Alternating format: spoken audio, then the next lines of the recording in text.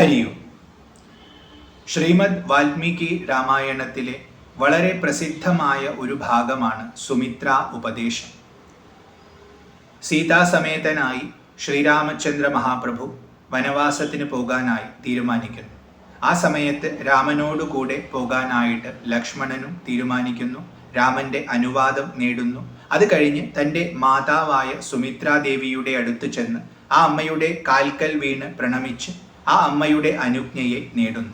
ആ സമയത്ത് കാട്ടിലേക്ക് പോകുന്ന മകനെ അനുഗ്രഹിച്ചുകൊണ്ട് അമ്മ കൊടുക്കുന്ന ഉപദേശമാണ് സുമിത്ര ഉപദേശം.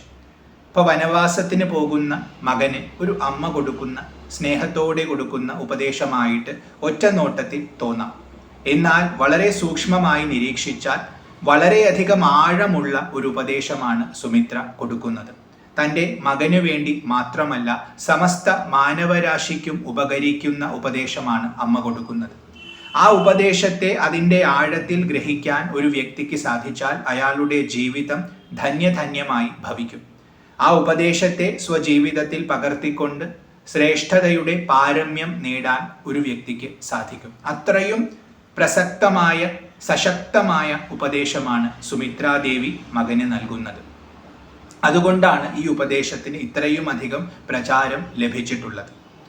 ശ്രീമദ് വാൽമീകി രാമായണത്തിലെ അയോധ്യാകാണ്ഡത്തിലെ 40-ാം അധ്യായത്തിൽ വരുന്ന 5 ശ്ലോകങ്ങളാണ് സുമിത്രാദേവിയുടെ ഉപദേശം. അതിന് ആമുഖമായി വരുന്ന ഒരു ശ്ലോകം കൂടി ചേർത്ത് 6 ശ്ലോകങ്ങളെയാണ് നമ്മൾ ഇന്ന് ധ്യാനിക്കാൻ പോകുന്നത്. ആദ്യത്തെ ശ്ലോകം 40-ാം അധ്യായത്തിലെ 4-ാമത്തെ ശ്ലോകമാണ്. അവിടെ നിന്നാണ് ആരംഭിക്കുന്നത്. 4-ാമത്തെ ശ്ലോകം ഇതാണ്: തം വന്ദമാനം രുദതി മാതാ സൗമിത്രീം അബ്രവീത് ഹിതകാമ മഹാബാഹും മൂർധ്നി ഉപാഘ്രായ ലക്ഷ്മണം. തം ആ, വന്ദമാനം വന്ദിക്കുന്ന, സൗമിത്രീം സുമിത്രയുടെ മകനായിട്ടുള്ള, മഹാബാഹും ദീർഘമായ ബാഹുക്കളുള്ള, ലക്ഷ്മണം ലക്ഷ്മണനോട്, മൂർധ്നി ഉപാഘ്രായ മൂർധാവിൽ മണത്തുകൊണ്ട്, ഹിതകാമ അവന്റെ ഹിതത്തെ ആഗ്രഹിക്കുന്നവളായ, രുദതി കരയുന്നവളായ, മാതാ അമ്മ, അബ്രവീത് പറഞ്ഞു. ലക്ഷ്മണൻ അമ്മയുടെ അടുത്തു വന്നു. അമ്മയുടെ കാലിൽ വീണ് അമ്മയെ വന്ദിച്ചു. അങ്ങനെ വന്ദിച്ചു നിൽക്കുന്ന ലക്ഷ്മണനെ അമ്മ എടുത്ത് ആലിംഗനം ചെയ്തു. അങ്ങനെ ആലിംഗനം ചെയ്ത സമയത്ത് ലക്ഷ്മണന്റെ ശിരസ് അമ്മയുടെ മൂക്കിന് താഴെയാണ് വരുന്നത്. അങ്ങനെയാണ് കെട്ടിപ്പിടിക്കുന്നത്. അപ്പോൾ ശിരസ്, ആ മൂർധാവ് മൂക്കിന് താഴെയുള്ളത് കൊണ്ട് മണക്കുന്ന പോലെ തോന്നും. അതാണ് മൂർധാവിനെ മണത്തു എന്ന് പറയുന്നത്. അപ്പൊ നന്നായി ആലിംഗനം ചെയ്തിരിക്കുകയാണ് മകനെ. ആ അമ്മ കരയുകയാണ്. അപ്പോൾ പുത്രൻ വനത്തിലേക്ക് പോകുന്നു എന്ന ദുഃഖത്തിൽ കരയുകയാണ് ആ അമ്മ. അങ്ങനെ അവന്റെ ഹിതം എന്താണെന്ന് അമ്മയ്ക്കറിയാം. അപ്പൊ ആ ഹിതത്തെ ആഗ്രഹിക്കുന്നവളായ അമ്മ അവനോട് ചില കാര്യങ്ങൾ പറഞ്ഞു. അതാണ് അബ്രവീത്. അപ്പോൾ അമ്മ മകനോട് പറഞ്ഞു. ഇവിടെ ലക്ഷ്മണ ശബ്ദത്തിന് ലക്ഷണമുള്ളവൻ എന്നാണ് അർത്ഥം. അദ്ദേഹത്തിന് മഹാബാഹു എന്ന വിശേഷണം കൊടുത്തിട്ടുണ്ട്. അപ്പോൾ ഒരു യോദ്ധാവിന് വേണ്ട എല്ലാ ലക്ഷണങ്ങളുമുള്ള ശ്രേഷ്ഠനായ ക്ഷത്രിയനാണെന്ന് ഒറ്റ നോട്ടത്തിൽ മനസ്സിലാക്കാവുന്ന ആകാരത്തോടു കൂടിയവനായതുകൊണ്ട് ലക്ഷ്മണൻ എന്ന പേര് അദ്ദേഹത്തിന് വന്നു. ആ ലക്ഷ്മണനോട് സുമിത്ര എന്ന് പറയുന്ന അമ്മ കരഞ്ഞുകൊണ്ട് ഒരു കാര്യം പറഞ്ഞു. അവനൊരു ഉപദേശം കൊടുത്തു. ഇതാണ് സാമാന്യമായ അർത്ഥം. ഇനി ഇവിടെ തന്നെ സൂക്ഷ്മമായി നമ്മളൊന്ന് നോക്കിയാൽ, ലക്ഷണം ഒത്തവനാണ് ലക്ഷ്മണൻ. അതായത് സദ് ലക്ഷണങ്ങൾ ഉള്ളവൻ, നല്ലതുണ്ടെന്ന് സൂചിപ്പിക്കുന്ന അടയാളങ്ങളോട് കൂടിയവൻ. അപ്പൊ ലക്ഷണമൊത്തവനാണ് ലക്ഷ്മണൻ എന്ന് പറഞ്ഞാൽ ഉത്തമ ശിഷ്യനാണ് ലക്ഷ്മണൻ. ശരീരം, മനസ്സ്, ബുദ്ധി ഇതിൽ താതാത്മ്യം പ്രാപിച്ചിരിക്കുന്ന ആത്മാവ് ജീവൻ എന്ന് വിളിക്കപ്പെടുന്നു. അപ്പോൾ ഒരു ജീവനാണ് ലക്ഷ്മണൻ. പല ജീവന്മാർ ഇവിടെയുണ്ട്. വാസ്തവത്തിൽ ഒന്നേ ഉള്ളുവെങ്കിലും പല ശരീരങ്ങളിൽ താതാത്മ്യം പ്രാപിച്ചുകൊണ്ട് പലതായിട്ട് വർത്തിക്കുന്നു. അപ്പൊ അങ്ങനെ പല ജീവന്മാരുണ്ട്. അവരുടെ ശരീരത്തിൻ്റെയും മനസ്സിൻ്റെയും ഘടനയ്ക്കനുസരിച്ച്, അവരുടെ ബുദ്ധിയുടെ ഘടനയ്ക്കനുസരിച്ചാണ് അവരുടെ വ്യക്തിത്വം. അപ്പൊ അവരെ അടയാളപ്പെടുത്തുന്നത് ശരീരവും മനസ്സും ബുദ്ധിയുമാണ്. തെളിഞ്ഞ ബുദ്ധിയുള്ളവൻ, സദ്വിചാരങ്ങളുള്ളവൻ, സദ്പ്രവൃത്തിയുള്ളവൻ, ആരോഗ്യവാനായിട്ടുള്ളവൻ, ഇങ്ങനെയെല്ലാമുള്ള ഒരു ജീവൻ നല്ല ലക്ഷണം ഉള്ളവനാണ്. അങ്ങനെയുള്ള ജീവൻ, കാരണം അവന് നല്ല തെളിമയുള്ള ബുദ്ധി ഉണ്ടെങ്കിൽ പറയുന്ന കാര്യം ഗ്രഹിക്കാൻ പറ്റും, സാധന ചെയ്യാൻ പറ്റും. അങ്ങനെ സാധന ചെയ്യണമെന്ന വിചാരം അവന്റെ മനസ്സിലുണ്ടെങ്കിൽ അവൻ നല്ല വിചാരത്തോടു കൂടിയവനാണ്. അപ്പൊ അവൻ സാധന തീർച്ചയായും ചെയ്യും. അത് ചെയ്യാൻ പാകത്തിനുള്ള ദേഹം അവൻ ഉണ്ടാവണം. അപ്പൊ അങ്ങനത്തെ ദേഹമുള്ളവൻ. ഇങ്ങനെ എല്ലാ പ്രകാരത്തിലും നല്ല ലക്ഷണമുള്ളവ ആണ് ലക്ഷ്മണൻ, അതായത് നല്ല ശിഷ്യനാണ്. അപ്പൊ ശിഷ്യൻ ഗുരുവിന്റെ അടുത്തേക്ക് വരികയാണ്. മഹാബാഹു എന്ന ശിഷ്യനെ വിളിച്ചു. ദീർഘമായ കൈകൾ ഉള്ളവൻ, അതായത് പ്രവൃത്തി ചെയ്യാൻ നല്ല സാമർഥ്യമുള്ളവൻ, കർമ്മകുശലനാണ് ലക്ഷ്മണൻ. അപ്പൊ ഗുരു പറഞ്ഞാൽ അത് കേൾക്കാൻ മാത്രമല്ല അനുസരിക്കാനുള്ള പ്രാപ്തിയും ഉള്ളവനാണ്. അപ്പൊ എല്ലാ പ്രകാരത്തിലും നല്ല ലക്ഷണമൊത്ത ഒരു ശിഷ്യൻ ഗുരുവിന് ലഭിച്ചു. ഗുരുവിന്റെ അടുത്തേക്ക് ആ ശിഷ്യൻ വന്നു. ആ ഗുരുവാണ് സുമിത്ര. മിത്ര ശബ്ദത്തിന് ബന്ധു എന്നർത്ഥം. നമ്മുടെ ഹിതത്തെ ആഗ്രഹിക്കുന്നവരാണ് നമ്മുടെ ബന്ധു. ഹിതകാമ എന്നിവിടെ എടുത്തു പറഞ്ഞിട്ടുണ്ട്. അപ്പൊ നമ്മുടെ ഹിതത്തെ ആഗ്രഹിക്കുകയാണ്, നമുക്ക് മംഗളമായത് ചെയ്യാൻ ആഗ്രഹിക്കുന്നവൻ ബന്ധു, മിത്രം. അതിലേറ്റവും ശ്രേഷ്ഠനായവൻ സുമിത്രം. കാരണം സു എന്നാൽ നല്ലത് എന്നാണ് അർത്ഥം. അപ്പൊ ഏറ്റവും നല്ല മിത്രനാണ് ഗുരു. ഇപ്പൊ നമ്മുടെ അച്ഛനും അമ്മയും നമ്മുടെ സുഹൃത്തുക്കളും ഒക്കെ തന്നെ നമ്മുടെ നന്മയെ ആഗ്രഹിക്കുന്നവരാണ്, ഹിതത്തെ കാക്ഷിക്കുന്നവരാണ്. എന്നാൽ നമുക്ക് ഹിതമായത് എന്തെന്ന് തിരിച്ചറിയാനുള്ള ശേഷി ഇവർക്കൊക്കെ ഉണ്ടാവണമെന്ന് നിർബന്ധമില്ല. ചിലപ്പോൾ നല്ല ഉദ്ദേശത്തോടു കൂടി പറയുന്ന ഉപദേശം നമുക്ക് ദോഷകരമായി ഭവിക്കാം. അപ്പോൾ അങ്ങനെയുള്ള ആൾക്കാരുടെ ഉപദേശം കൊണ്ട് പ്രയോജനമില്ല. നമ്മുടെ ഹിതത്തെ കാക്ഷിക്കുകയും അത് എന്താണെന്ന് വ്യക്തമായി ഗ്രഹിക്കാനുള്ള സാമർഥ്യം ഉണ്ടാവുകയും ചെയ്താൽ മാത്രമേ മിത്രം സുമിത്രയാകൂ. അപ്പൊ അങ്ങനത്തെ ഒരു വ്യക്തിയെയാണ് നമ്മൾ ഗുരു എന്ന് വിളിക്കുന്നത്. കാരണം ശിഷ്യനെ കുറിച്ച് നല്ല ധാരണ ഗുരുവിനുണ്ടാവും. ശിഷ്യന്റെ വിചാരം എന്തൊക്കെയാണ്, എന്തൊക്കെ അവൻ ആഗ്രഹിക്കുന്നു, എന്തൊക്കെ ചെയ്യാനുള്ള സാമർഥ്യം അവനുണ്ട്, എന്തൊക്കെ അവന് ചെയ്യാൻ പറ്റില്ല, അങ്ങനെ അവനെക്കുറിച്ച് വളരെ വ്യക്തമായി മനസ്സിലാക്കിയിരിക്കണം ഗുരു. അതോടൊപ്പം തന്നെ പരമമായ പദത്തിലേക്കുള്ള എല്ലാ വഴികളെക്കുറിച്ചും നല്ല ധാരണ ഗുരുവിനുണ്ടാവണം. കാരണം ഓരോ വ്യക്തിക്കും ഓരോ വഴിയാണ് അനുയോജ്യം.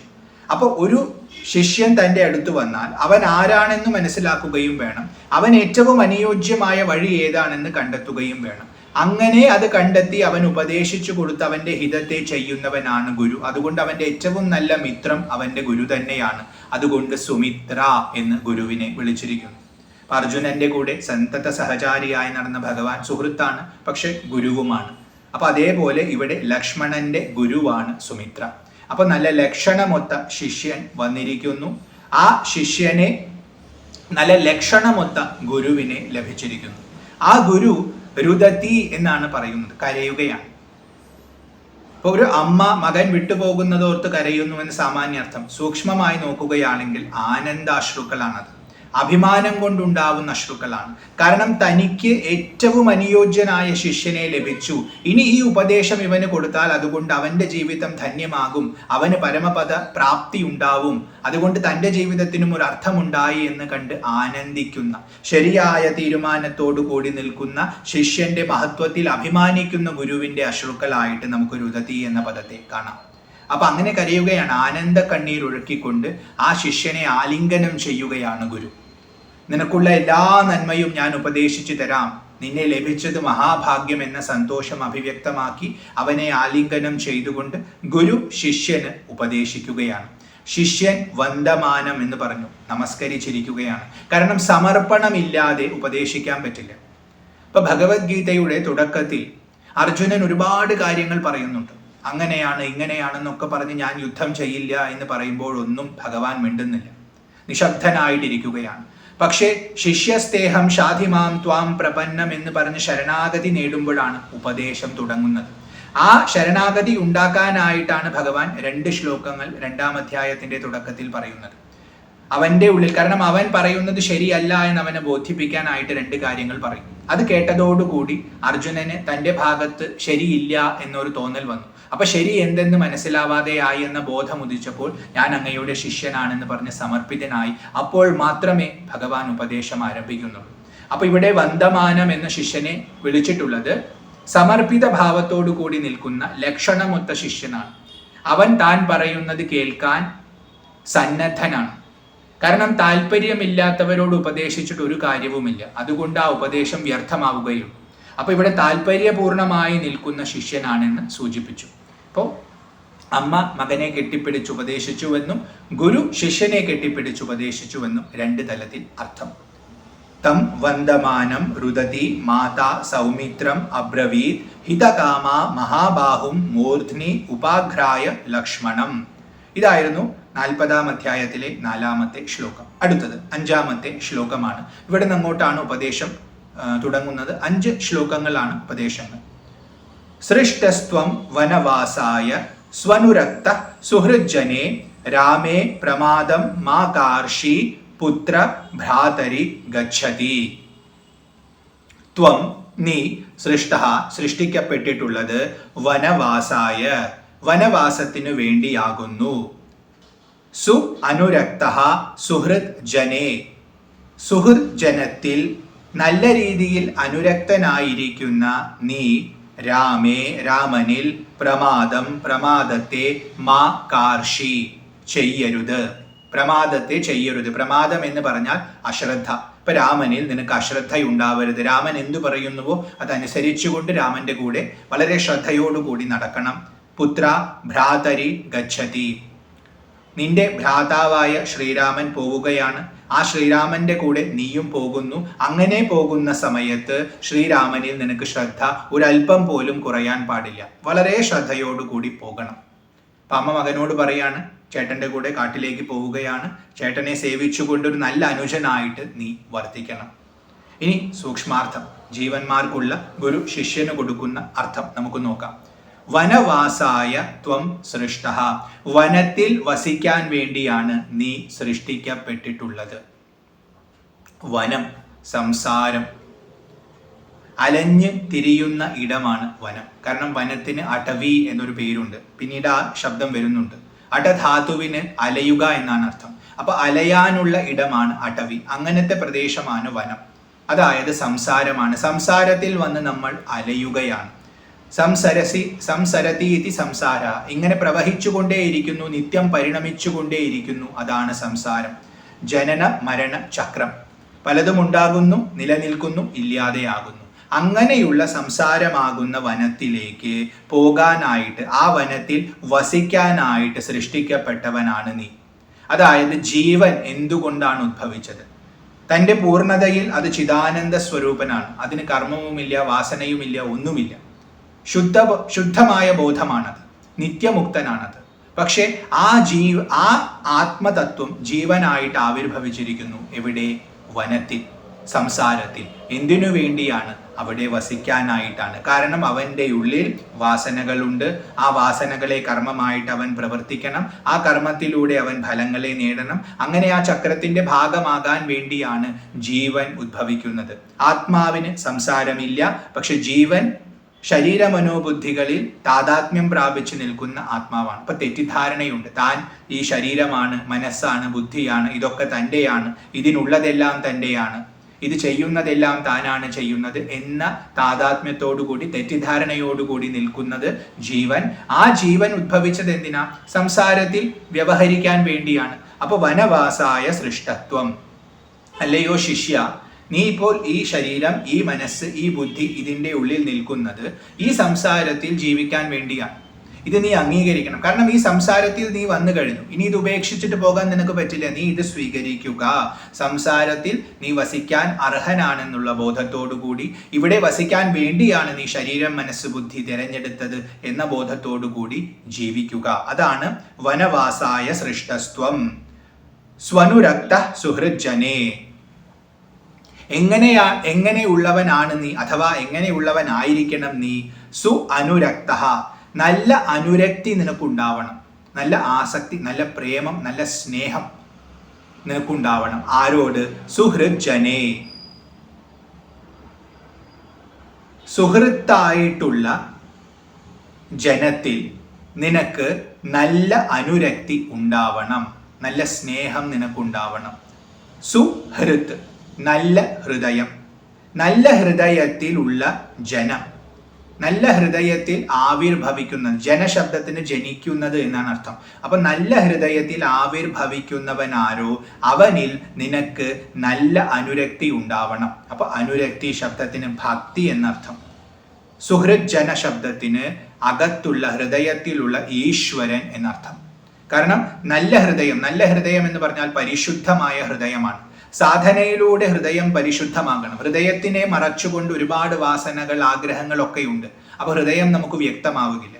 സാധനയിലൂടെ ആ ഹൃദയത്തെ പരിശുദ്ധമാക്കിയാൽ അത് സുഹൃത്തായി. ആ ഹൃദയത്തിൽ ജനിക്കുന്നവൻ, ആവിർഭവിക്കുന്നവനാണ് ഭഗവാൻ. ആ ഭഗവാൻ നമ്മുടെ സുഹൃത്തു കൂടിയാണ്. അതായത് നമ്മുടെ നന്മയെ ആഗ്രഹിക്കുന്നവനാണ്. അപ്പോൾ നമ്മുടെ മിത്രമായി, നമ്മുടെ ബന്ധുവായി, നമ്മുടെ ഹൃദയത്തിൽ ആവിർഭവിക്കുന്ന, നിത്യം വസിക്കുന്ന ആ ഭഗവാനോട് നമുക്ക് ഭക്തി ഉണ്ടാവണം. ഗുരു ശിഷ്യനോട് പറയുകയാണ്, നീ സംസാരത്തിൽ വസിക്കാൻ വേണ്ടിയാണ് ജനിച്ചിട്ടുള്ളത്. ഇത് നിന്റെ യാഥാർത്ഥ്യമാണ്. ഇത് നിനക്ക് തള്ളിക്കളയാൻ പറ്റില്ല. ഇപ്പൊ സംസാരം ഇല്ല എന്നൊക്കെ നീ മനസ്സുകൊണ്ട് വിചാരിച്ചാലും ഈ സംസാരം ഇവിടെ തന്നെ നിൽക്കുന്നു. അത് നീ അനുഭവിക്കുക തന്നെ വേണം. അപ്പൊ സംസാരത്തെ നീ അംഗീകരിക്കും. നീ ഇവിടെ ജീവിക്കുന്നവനാണ്, ഇത് നിന്റെ ലോകമാണെന്ന് നീ അംഗീകരിക്കൂ. ആ അംഗീകാരത്തോടു കൂടി നീ നിന്റെ ഹൃദയത്തിൽ ശോഭിക്കുന്ന ഭഗവാനിൽ ഭക്തിയെ ഉറപ്പിക്കൂ. ആ ഭക്തി നിനക്കുണ്ടെങ്കിൽ ഈ സംസാരത്തിൽ കഴിയാൻ നിനക്ക് സാധിക്കും. അതാണ് ഇവിടെ ഉപദേശിക്കുന്നത്. അപ്പോൾ ഭഗവാനിൽ ഭക്തിയെ ഉണ്ടാക്കൂ. ആ ഭഗവാൻ എവിടെയാണ്? ഹൃദയത്തിലാണ്. ഈശ്വര സർവഭൂതാനാം ഹൃദ്ദേശേർജുന തിഷ്ഠതി ഭ്രാമയൻ സർവഭൂതാനി യന്ത്രാരൂഢാനി മായയാ എന്ന് ഭഗവത്ഗീതയിൽ കൃഷ്ണൻ പറയുന്ന അതേ തത്വം. എല്ലാ ഭൂതങ്ങളുടെയും ഹൃദയത്തിലാണ് ഈശ്വരൻ വസിക്കുന്നത്. അപ്പൊ ആ ഹൃദയത്തിലുള്ള നമ്മുടെ ഹിതകാംക്ഷിയായ ഭഗവാനിൽ നമുക്ക് ഭക്തി ഉണ്ടാവട്ടെ. രാമേ പ്രമാദം മാ കാർഷി പുത്ര ഭ്രാതരി ഗച്ഛതി. നീ ഈ സംസാരത്തിൽ വ്യവഹരിക്കാൻ പോവുകയാണ്. ഇവിടെ നീ സഞ്ചരിക്കാൻ പോവുകയാണ്. നീ സഞ്ചരിക്കുന്നത് സദാ സുഹൃത്തായിട്ടുള്ള നിന്റെ ഹൃദയത്തിൽ ശോഭിക്കുന്ന ഭഗവാനോട് കൂടിയാണ്. അതാണ് ഭ്രാതരി ഗച്ഛതി എന്ന് പറയുന്നത്. ആ ഭഗവാനോട് കൂടിയാണ് നീ സദാ സഞ്ചരിക്കുന്നത്. വാസ്തവത്തിൽ എല്ലാ സഞ്ചാരവും ആ ഭഗവാനാണ്. അദ്ദേഹമാണ് ഇതെല്ലാം ചെയ്യുന്നത്. അദ്ദേഹത്തിന്റെ സാന്നിധ്യത്തിലാണ് ഇതെല്ലാം പ്രവഹിക്കുന്നത്. അപ്പോൾ അങ്ങനെ ഈ സംസാരത്തിൽ ആ ഹൃദയത്തിലുള്ള ഈശ്വരനിൽ ഭക്തിയോടുകൂടി ആ ഭഗവാനെ ധരിച്ചുകൊണ്ട് നീ സഞ്ചരിക്കുന്ന സമയത്ത് രാമേ പ്രമാദം മാ കാർഷി, രാമനിൽ നീ പ്രമാദത്തെ ചെയ്യരുത്. രാമൻ എല്ലാവരെയും രമിപ്പിക്കുന്നവൻ, എല്ലാവരെയും ആനന്ദിപ്പിക്കുന്നവൻ, എല്ലാ ആനന്ദത്തിൻ്റെയും ഉറവിടമായിരിക്കുന്നവൻ. അതാരാ? സാക്ഷാത് ഈശ്വരൻ, ഭഗവാൻ, ആത്മാ, ബ്രഹ്മം എന്നൊക്കെ വിളിക്കുന്ന വസ്തു. അപ്പൊ നിന്റെ ഉള്ളിൽ ആത്മാവായി ശോഭിക്കുന്ന ഈശ്വരൻ ആനന്ദ സ്വരൂപനാണ്. നിനക്കുള്ള ആനന്ദം അവിടെ നിന്നാണ് വരുന്നത്. ആ ഈശ്വരനെ നീ ധ്യാനിച്ചിരുന്നാൽ നിനക്ക് നിത്യം ആനന്ദമാണ്. കാരണം സാന്ദ്രാനന്ദാവബോധാത്മകമാണ് ഭഗവാന്റെ സ്വരൂപം. അപ്പൊ നിന്റെ ഹൃദയത്തിൽ ഉണ്ടെന്നുള്ള ശ്രദ്ധ നിനക്ക് എന്നും ഉണ്ടാവണം. പ്രമാദം എന്നാൽ അശ്രദ്ധ എന്നാണ് അർത്ഥം. ശ്രദ്ധയില്ലായ്മയാണ്. അപ്പൊ നമുക്ക് ഒരു വ്യക്തിയിൽ ശ്രദ്ധയില്ല, നമ്മൾ മറ്റു പലതിലേക്കും നോക്കുകയാണെങ്കിൽ നമുക്ക് ആ വ്യക്തിയുടെ ഭാവം നഷ്ടമാകും. അപ്പൊ നമ്മുടെ ഹൃദയത്തിൽ ആനന്ദ സ്വരൂപനായ ഭഗവാനുണ്ട്. ആ ഭഗവാനെ നമ്മൾ ശ്രദ്ധിച്ചില്ലെങ്കിൽ നമുക്ക് ആനന്ദം നഷ്ടമാകും. സംസാരം ദുഃഖപൂർണമാണ്. ആ ദുഃഖത്തിൽ നമ്മൾ പെട്ടുപോകും.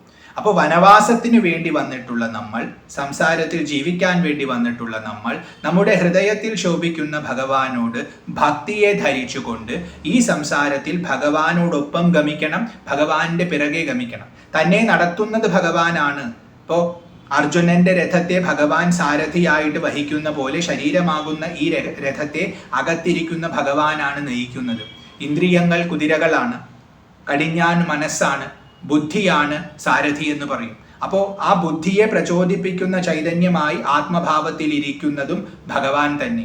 അപ്പൊ ഇവിടെ അർജുനനും പാർത്ഥസാരഥിയും രണ്ടും ഒന്ന് തന്നെ എന്ന അർത്ഥം വന്നു. അങ്ങനെ ശോഭിക്കുന്ന ഭഗവാൻ നമ്മുടെ ഹൃദയത്തിൽ ഉണ്ടെന്ന ബോധത്തോടെ അദ്ദേഹത്തോട് ഭക്തി വെച്ചുകൊണ്ട് അശ്രദ്ധ കാട്ടാതെ സദാ ആ ഭഗവാനെ തന്നെ ധ്യാനിച്ചുകൊണ്ട് ജീവിക്കുക എന്നാണ് രാമേ പ്രമാദം മാ കാർഷി എന്ന പദം കൊണ്ട് സൂചിപ്പിക്കുന്നത്. അങ്ങനെ നീ ഇവിടെ വ്യവഹരിക്കണം. ഇതാണ് ഗുരു ശിഷ്യന് കൊടുക്കുന്ന ഉപദേശം. സൃഷ്ടസ്ത്വം വനവാസായ സ്വനുരക്ത സുഹൃജ്ജനെ രാമേ പ്രമാദം മാ കാർഷി പുത്ര ഭ്രാതരി ഗച്ഛതി. ഇതായിരുന്നു 5ാമത്തെ ശ്ലോകം. അടുത്തത് 6ാമത്തെ ശ്ലോകമാണ്.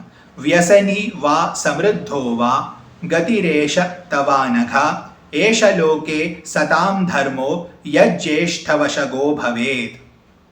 സുമിത്ര ഉപദേശം തുടരുകയാണ്.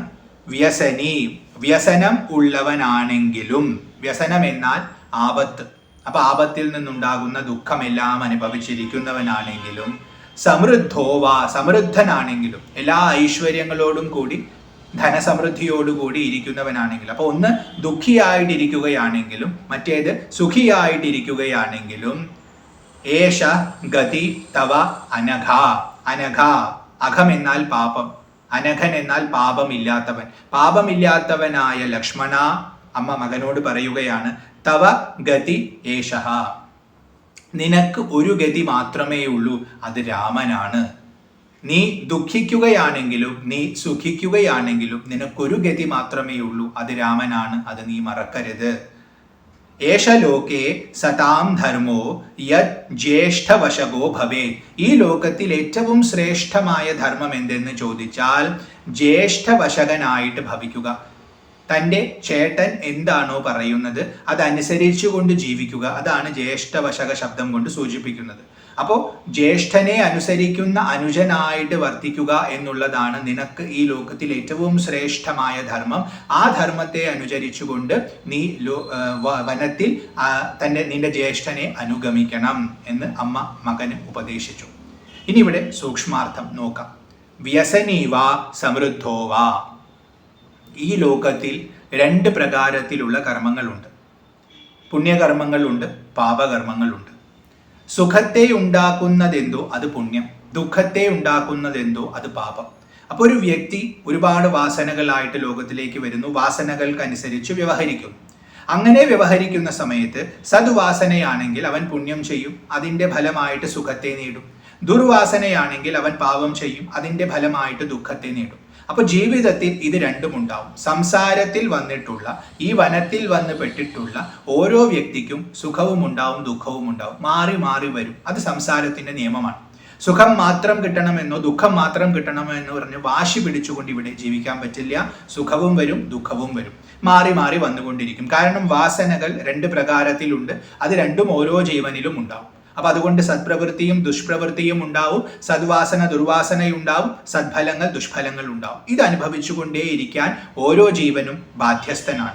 അതാണ് വ്യസനീവാ സമൃദ്ധോവാ. അപ്പൊ നിനക്ക് ചില സമയത്ത് നല്ല കാലമായിരിക്കും, ചില സമയത്ത് മോശം കാലമായിരിക്കും, ചിലപ്പോൾ സന്തോഷമായിരിക്കും, ചിലപ്പോൾ സന്താപമായിരിക്കും. അതിന്റെ നിയമമാണ്. അത് നീ മനസ്സിലാക്കുക, അതിനെ അംഗീകരിക്കുക. കാരണം നമ്മൾ അതിനെ അംഗീകരിക്കാതിരുന്നാൽ, എനിക്ക് സുഖം മാത്രം വേണം എന്ന് പറഞ്ഞ് വാശി പിടിക്കുമ്പോൾ നമുക്ക് ദുഃഖം കൂടും. കാരണം നമുക്ക് പൊരുത്തപ്പെടാൻ പറ്റില്ല. അപ്പോൾ സംസാരത്തിൽ ജീവിക്കുന്നവൻ സംസാരത്തോട് പൊരുത്തപ്പെടണം. അതിൻ്റെ സ്വഭാവം ഇങ്ങനെയാണ്, അതിൽ സുഖദുഃഖ മിശ്രിതമാണ് എന്ന് മനസ്സിലാക്കി അതിനെ അംഗീകരിക്കണം. അങ്ങനെ അംഗീകരിച്ചാൽ നീ സുഖം അനുഭവിക്കുകയാണെങ്കിലും ദുഃഖം അനുഭവിക്കുകയാണെങ്കിലും നീ അനഘനാണ്, അഘമില്ലാത്തവനാണ്, പാപമില്ലാത്തവനാണ്. ഇവിടെ നമ്മൾ പുണ്യം ചെയ്യുന്നു, പാപം ചെയ്യുന്നു, സുഖിക്കുന്നു, ദുഃഖിക്കുന്നു. എന്നാൽ ജീവന്റെ സ്വരൂപം ആത്മസ്വരൂപമാണ്, ശുദ്ധമായ ബോധമാണ്, അത് നിസ്സംഗമാണ്. അപ്പൊ അതിന് പാപമില്ല എന്ന് പറഞ്ഞാൽ അതിന് പാപവുമില്ല, പുണ്യവുമില്ല. പ്രവൃത്തിയുള്ളത് ശരീരം, മനസ്സ്, ബുദ്ധി, ഇവ 3നുമാണ്, ആത്മാവിനല്ല. എന്നാൽ ഇതിനോട് താതാത്മ്യം പ്രാപിച്ചു നിൽക്കുന്ന ജീവൻ ഇതൊക്കെ താനാണ്, ഇത് തൻ്റെയാണ്, ഇത് ചെയ്യുന്നത് താൻ ചെയ്യുന്നു, ഇത് അനുഭവിക്കുന്നത് താൻ അനുഭവിക്കുന്നു എന്ന് പറഞ്ഞ് അഹങ്കാര മമത്വത്തോടു കൂടി ജീവിക്കുന്നു. അതുകൊണ്ട് അവൻ ദുഃഖിക്കുകയും സുഖിക്കുകയും ചെയ്യുന്നു. എന്നാൽ അങ്ങനെയുള്ള ശിഷ്യനോട് പറയാണ്, നീ മനസ്സിലാക്കണം, വാസ്തവത്തിൽ നിനക്ക് പുണ്യവുമില്ല, പാപവുമില്ല. അനഘ ശബ്ദം കൊണ്ട് ഇത് രണ്ടും സൂചിപ്പിച്ചു. നിനക്ക് കർമ്മവാസനകളുമില്ല, കർമ്മഫലങ്ങളുമില്ല, കർമ്മബന്ധനവുമില്ല. നീ സ്വതന്ത്രനാണ്, സർവതന്ത്ര സ്വതന്ത്രൻ. അങ്ങനെയുള്ള ഭാവത്തിൽ ഇരിക്കുന്ന നിനക്ക് ഏഷ ഗതി, ഇതാണ് ഗതി. അതായത് രാമനായി നിന്റെ ഉള്ളിൽ വസിക്കുന്നതാരാ? രാമൻ എന്ന് പറഞ്ഞാൽ ആനന്ദിപ്പിക്കുന്നവൻ. ആനന്ദിപ്പിക്കുന്നവനായി നിന്റെ ഉള്ളിൽ വസിക്കുന്നത് ആത്മാവ്. നീ ജീവനായിട്ട് നിൽക്കുമ്പോൾ നിന്റെ അകത്ത് ഹൃദയത്തിൽ ഉള്ളവനാണ് ആത്മാവ്, നിന്നിൽ നിന്ന് അന്യമാണ്. അതാണ് നിന്റെ ഗതി. കാരണം വാസ്തവത്തിൽ നീ അതാകുന്നു. തത്വം അസി. യഥാർത്ഥത്തിൽ നീ ആത്മാവാണ്. പക്ഷെ ശരീരം, മനസ്സ്, ബുദ്ധി ഇവയോട് ചേർന്ന് ഇതാണ് താൻ എന്ന് സ്വയം തെറ്റിദ്ധരിച്ച് വ്യവഹരിക്കുകയാണ്. അപ്പോൾ ഇങ്ങനെ വ്യവഹരിക്കുന്ന നിനക്ക് ആത്മബോധം കിട്ടിയിട്ടില്ല, അത് വേണമെന്ന ആഗ്രഹമുണ്ട്. അങ്ങനെ നിൽക്കുന്ന നീ മനസ്സിലാക്കുക, നീ ഇവിടെ സത്പ്രവൃത്തി ചെയ്താൽ സുഖമുണ്ടാവും, ദുഷ്പ്രവൃത്തി ചെയ്താൽ ദുഃഖമുണ്ടാവും. ഇത് രണ്ടും മാറി മാറി അനുഭവിക്കുന്ന സമയത്തും നിനക്കൊരേ ഒരു ആശ്രയമേ ഉള്ളൂ, ഒരേ ഒരു ലക്ഷ്യമേ ഉള്ളൂ, ഒരേ ഒരു ഗതിയേ ഉള്ളൂ. അത് അകത്ത് വസിക്കുന്ന, ഹൃദയത്തിൽ ശോഭിക്കുന്ന രാമനാണ്. അത് നീ മനസ്സിലാക്കുക. അപ്പൊ സദാ ആത്മബോധത്തോടുകൂടി, ഈശ്വരബോധത്തോടുകൂടി വേണം നീ വർത്തിക്കാൻ. കാരണം നിനക്ക് ആത്യന്തികമായി നേടേണ്ടത് ആ ബോധമാണ്. ശരീരം, മനസ്സ്, ബുദ്ധി ഇവയെ തരണം ചെയ്ത് ശുദ്ധമായ ബോധമായിട്ട് വർത്തിക്കാനാണ് നീ പരിശ്രമിക്കുന്നത്. ഇപ്പൊ ഗുരുവിനെ സമീപിച്ചിട്ടുള്ളത് ശിഷ്യൻ ഇത് നേടാൻ വേണ്ടിയാണ്. ഇപ്പൊ ശിഷ്യനെ ഒന്നും കൂടി ഓർമ്മിപ്പിക്കുകയാണ്. ഏഷ ലോകേ, ഈ ലോകത്തിൽ സതാം ധർമ്മ, സത്തുക്കളുടെ ധർമ്മം. സത്തുക്കളുടെ എന്ന് പറഞ്ഞാൽ ഇവിടെ ശിഷ്യരുടെ, സാധകരുടെ എന്ന് വേണം ഗുരുവിന്റെ ഉപദേശമായിട്ട് എടുക്കുമ്പോൾ മനസ്സിലാക്കാൻ. അപ്പൊ നല്ല ശിഷ്യന്റെ ധർമ്മം എന്ന് പറഞ്ഞാൽ അവൻ അനുഷ്ഠിക്കേണ്ടത് എന്തോ അത്.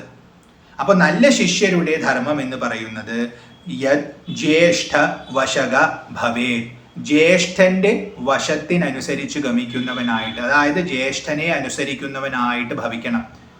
ജ്യേഷ്ഠൻ എന്ന് പറഞ്ഞാൽ ശ്രേഷ്ഠൻ എന്നാണ് അർത്ഥം. അപ്പൊ നേരത്തെ ചേട്ടൻ എന്ന അർത്ഥത്തിൽ അനുജനോട് പറയുന്നതായി കേട്ടു. ഇവിടെ ശ്രേഷ്ഠൻ എന്ന അർത്ഥത്തിൽ എടുത്താൽ ആത്മാവ്. എല്ലാത്തിനും ഉപരിയുള്ളതാണ് ശ്രേഷ്ഠമായത്, എല്ലാത്തിനും ഉപരിയുള്ളത് ആത്മാവാണ്. അപ്പൊ നിന്റെ ഹൃദയത്തിൽ ആത്മഭാവേന ശോഭിക്കുന്ന ജഗദീശ്വരനായ നാരായണൻ, ആ ശ്രീരാമചന്ദ്ര മഹാപ്രഭു നിനക്ക് ആശ്രയമാണ്, ഗതിയാണ്. അത് മനസ്സിലാക്കി ആ ഭഗവാനെ നീ പരിപൂർണമായിട്ട് ആശ്രയിക്കുക, ശരണാഗതി നേടുക. ആ ശരണാഗതിയെ സൂചിപ്പിക്കുന്ന പദമാണ് ജ്യേഷ്ഠവശക. ജ്യേഷ്ഠന് വശംവദനായിട്ട് ജീവിക്കുക. നിനക്ക് ഒരൊറ്റ ശരണമേ ഉള്ളൂ, നിന്റെ ഗതി രാമനാണ്. ഈ ബോധത്തോടു കൂടി നീ ഭവിക്കുക. അങ്ങനെ ഭവിക്കുന്നതാണ് നീ ചെയ്യേണ്ട ഏറ്റവും വലിയ സാധന. നിനക്കുള്ളിൽ വാസനകളുണ്ട്, അതിനനുസരിച്ച് കർമ്മം സംഭവിക്കും. അത് ശരീര മനോബുദ്ധികൾക്കുള്ളതാണ്, അതത് ചെയ്തോട്ടെ. അതിനനുസരിച്ചുള്ള സുഖവും ദുഃഖവും അത് അനുഭവിച്ചോട്ടെ. നീ അതിനെക്കുറിച്ച് ഓർത്ത് വ്യാകുലപ്പെടേണ്ട. നിന്റെ ശ്രദ്ധ രാമനിലായിരിക്കണം. അതിൽ നിനക്ക് പ്രമാദം ഉണ്ടാവാൻ പാടില്ല. തൊട്ടു മുമ്പത്തെ ശ്ലോകത്തിൽ പറഞ്ഞു, അതിൽ അശ്രദ്ധയുണ്ടാവാൻ പാടില്ല. ഇന്ദ്രിയങ്ങളുടെ സുഖങ്ങൾ കൂടി വരുമ്പോൾ നമ്മൾ ആത്മാവിനെ മറക്കും, ദുഃഖങ്ങൾ കൂടി വരുമ്പോഴും ചിലപ്പോൾ ആത്മാവിനെ മറക്കും. അങ്ങനെ ഈ ലോകത്തിലെ അനുഭവങ്ങളിൽ മുഴുകി ആത്മാവിനെ മറന്നാൽ അതൊരു ശിഷ്യനെ സംബന്ധിച്ചോളം തെറ്റാണ്. അപ്പൊ അതുകൊണ്ട് അത് സംഭവിക്കരുത്. അത് അതിന്റെ പാട്ടിന്, അതായത് മനസ്സ്, ബുദ്ധി, ശരീരം അതിനനുസരിച്ച് പ്രവർത്തിക്കുമ്പോഴും നിന്റെ ശ്രദ്ധ നിന്നിൽ തന്നെ ആയിരിക്കണം, ആത്മഭാവത്തിലുള്ള രാമനിൽ തന്നെ ആയിരിക്കണം. അവനെ ശരണം പ്രാപിച്ചുകൊണ്ട് നീ വർത്തിക്കുക. ഇതാണ് 6ാമത്തെ ശ്ലോകം, അതായത് 2ാമത്തെ ഉപദേശം. വ്യസനീവാ സമൃദ്ധോവാ ഗതിരേഷ തവാനഘ ഏഷ ലോകേ സതാം ധർമ്മോ യജ്യേഷ്ഠവശഗോ ഭവേ. അടുത്തത് 7ാമത്തെ ശ്ലോകമാണ്. ഇദം ഹി വൃത്തമുചിതം കുലസ്യാസ്യ സനാതനം ദാനം ദീക്ഷാ ച യജ്ഞേഷു തനുത്യാഗോ മൃധേഷു ഹി. സുമിത്ര മകനോട് ഉപദേശിക്കുകയാണ്. ഇദം ഹി വൃത്തം, ഈ ഒരു വൃത്തം എന്ന് പറഞ്ഞാൽ പ്രവൃത്തി, ഈ ഒരു പ്രവൃത്തിയാണ് ഉചിതം. ഹി എന്നാൽ മാത്രം എന്ന് പറയുന്നു. അപ്പോൾ ഈ ഒരു പ്രവൃത്തി മാത്രമാണ് ഉചിതമായിട്ടുള്ളത്. അസ്യ കുലസ്യ സനാതനം, ഈ കുലത്തിൻ്റെ സനാതനമായ ഉചിതമായ ഒരൊറ്റ വൃത്തം മാത്രമേ ഉള്ളൂ. അതായത് ഈ കുലത്തിൽ വന്നിട്ടുള്ള ആൾക്കാർ അനാദികാലം മുതൽക്ക് ആചരിക്കുന്ന ഒരു ആചാരമുണ്ട്, അതൊന്ന് മാത്രമേ ഉള്ളൂ. അത് നീ മനസ്സിലാക്കുക. ആ ഒന്നെന്ന് പറയുന്നതിന് 2 ഭാവങ്ങളുണ്ട്. ആ 2 ഭാവങ്ങൾ പറയുന്നു. യജ്ഞേഷു ദാനം ദീക്ഷാച, അതായത് യജ്ഞം ചെയ്യുക. അപ്പൊ യജ്ഞം ചെയ്യുമ്പോൾ അതിൽ ആചരിക്കേണ്ട കാര്യങ്ങൾ ആചരിക്കുക, അത് ദീക്ഷ എന്ന പദം കൊണ്ട്. അപ്പൊ യജ്ഞം ചെയ്യാനുള്ള വ്രതം എടുക്കുക, എന്നിട്ട് യജ്ഞം അനുഷ്ഠിക്കുക, എന്നിട്ട് യജ്ഞാനന്തരം ആൾക്കാർക്ക് ഒരുപാട് ദാനങ്ങൾ കൊടുക്കുക. ഇതൊരു പ്രവൃത്തി. മറ്റേത് തനുത്യാഗോ മൃധേഷുച, മൃധം എന്നാൽ യുദ്ധം. യുദ്ധത്തിൽ പോരാടിക്കൊണ്ട് തനുവിനെ, ദേഹത്തെ ത്യജിക്കുക. നീ ഒരു ക്ഷത്രിയനാണ്. അമ്മ ലക്ഷ്മണനോട് പറയുകയാണ്, അപ്പോൾ ക്ഷത്രിയ കുലത്തിന് സനാതനമായ ആദികാലം മുതൽക്കേ, കാരണം എന്നാണോ ഈ വർണ്ണം ഉണ്ടായത് അന്നു മുതൽക്കേ ഇവിടെ ഉചിതമായ പ്രവൃത്തി ഒന്ന് മാത്രമേ ഉള്ളൂ. അവൻ ഒന്നെങ്കിൽ യുദ്ധം ചെയ്യണം, ധർമ്മത്തെ നിലനിർത്താൻ വേണ്ടി പൊരുതണം. അങ്ങനെ യുദ്ധം ചെയ്യുമ്പോൾ ഒന്നെങ്കിൽ ശത്രുവിനെ വധിക്കണം, അല്ലെങ്കിൽ ആ യുദ്ധത്തിൽ മരിക്കണം. പിന്നെ ബാക്കിയുള്ള സമയത്ത് അവൻ യജ്ഞം അനുഷ്ഠിക്കണം, അതായത് ഈശ്വരനെ ആരാധിക്കണം. അപ്പൊ ഈശ്വരനെ ആരാധിക്കാനായുള്ള വ്രതം ദീക്ഷിച്ചുകൊണ്ട് അതിൽ മുഴുകി ജീവിക്കണം. അവൻ ഒരുപാട് ദാനങ്ങൾ കൊടുക്കണം. അപ്പൊ യജ്ഞത്തിൽ ദാനം കൊടുക്കണം, അതല്ലാതെയും ദാനം കൊടുക്കണം. ഇതാണ് ക്ഷത്രിയന്റെ ധർമ്മം. ഇത് സനാതനമായ ധർമ്മമാണ്, പണ്ട് മുതൽക്കേ ഉള്ള ധർമ്മമാണ്. ഇത് നീ മറക്കരുത് എന്ന് അമ്മ മകനോട് ഉപദേശിച്ചു. ഇനി നമുക്ക് സൂക്ഷ്മാർത്ഥം നോക്കാം. സനാതനമായ ഒരു പ്രവൃത്തി, ഒരു കടമ മാത്രമേ ഉചിതമായിട്ട് ഇവിടെ ഉള്ളൂ. അത് നീ നന്നായി മനസ്സിലാക്കുക. ശിഷ്യനോട് ഗുരു പറയാണ്, നീ എൻ്റെ അടുത്ത് വന്നു, എൻ്റെ ശിഷ്യനായി ഭവിച്ചു, എന്നിൽ ശരണം നേടി, ഞാൻ നിനക്ക് ഉപദേശം നൽകി. ഈ ലോകത്തിൽ നീ വർത്തിക്കേണ്ടവനാണ്. ഈ ലോകത്തെ ഉപേക്ഷിച്ച് നിനക്ക് പോകാൻ പറ്റില്ല. ഈ ലോകം സംസാരമാണ്, നിത്യം പരിണമിച്ചുകൊണ്ടിരിക്കുന്നതാണ്. അവിടെ നീ വർത്തിക്കുന്ന സമയത്ത് നിനക്ക് സുഖവും ദുഃഖവും മാറി മാറി വരും. നിന്റെ പ്രവൃത്തി പുണ്യവും പാപവുമായി മാറി മാറി ഭവിക്കും. ഇങ്ങനെയെല്ലാം സംഭവിക്കുമ്പോഴും നിന്റെ ഹൃദയത്തിൽ ഏകാശ്രയമായി പ്രകാശിക്കുന്ന ആത്മഭാവത്തിലുള്ള ഭഗവാനെ, രാമനെ നീ ശരണം പ്രാപിക്കണം. അങ്ങനെ ശരണം പ്രാപിച്ചുകൊണ്ട് നീ എങ്ങനെ ഇവിടെ ജീവിക്കണം? ആ ശരണാഗതിയുടെ ലക്ഷണം, എന്ത് പ്രവൃത്തിയാണ് നീ ചെയ്യേണ്ടതെന്ന് ചോദിച്ചാൽ അനാദികാലം മുതൽക്ക് ഒരു പ്രവൃത്തിയെ ഇവിടെയുള്ളൂ. അതുകൊണ്ടാണ് സനാതനമായ നിനക്ക് ഉചിതമായ ഒരു വൃത്തമേ ഉള്ളൂ. ഒരു പ്രവൃത്തി മാത്രമാണ് നീ ചെയ്യേണ്ടത്. ശിഷ്യനോട് ഗുരു പറയുകയാണ്, സനാതനമാണ്, അത് അനശ്വരമാണ്, ഒരു കാലത്തും നശിക്കാത്തതാണ്. അപ്പൊ ഒരു കാലത്തും നശിക്കാത്തത് എന്ന് പറഞ്ഞാൽ എല്ലാ മനുഷ്യരും അനുഷ്ഠിക്കേണ്ടതാണ്. അപ്പൊ ഇന്നല്ലെങ്കിൽ നാളെ എല്ലാവരും ഇത് അനുഷ്ഠിച്ചേ പറ്റൂ. ഇതിലൂടെ മാത്രമേ അവർക്ക് സദ്ഗതിയുള്ളൂ. പിന്നെ സനാതനമായ പദത്തെ നൽകുന്നതുമാണ്, അതായത് ശാശ്വതമായ ഭാവത്തെ ഈ പ്രവൃത്തി പ്രദാനം ചെയ്യും. അതുകൊണ്ടും സനാതനമായ വൃത്തമാണ്, ഏറ്റവും ഉചിതമാണ്. ശിഷ്യനായ നിനക്ക് ഗുരുവായ ഞാൻ കാണുന്ന ഏറ്റവും ഉചിതമായ വ്യവഹാരം ഇതൊന്നു മാത്രമാണ്. അത് ഞാൻ പറഞ്ഞു തരാം. അസ്യ കുലസ്യ, ഈ കുലത്തിന്റെ, ഇവിടെ കുലം എന്ന് പറയുന്നത് സംസാരത്തെയാണ് സൂചിപ്പിക്കുന്നത്. സംസാരം ഒരു കുലമാണ്. ഈ സംസാരമാകുന്ന കുലത്തിൽ വന്നു പിറന്നവനാണ് നീ. ഇപ്പൊ നേരത്തെ വനം എന്ന് പറഞ്ഞു, അതേപോലെ ഇതൊരു കുടുംബമാണ്, ഒരു വംശമാണ്, ഒരു കുലമാണ്. കാരണം തുടർന്നുകൊണ്ടേയിരിക്കുകയാണ്, ഒന്നു കഴിഞ്ഞാൽ ഒന്നായിട്ട് തുടർന്നുകൊണ്ടേയിരിക്കുകയാണ്. അതുകൊണ്ട് ഇത് കുലമാണ്.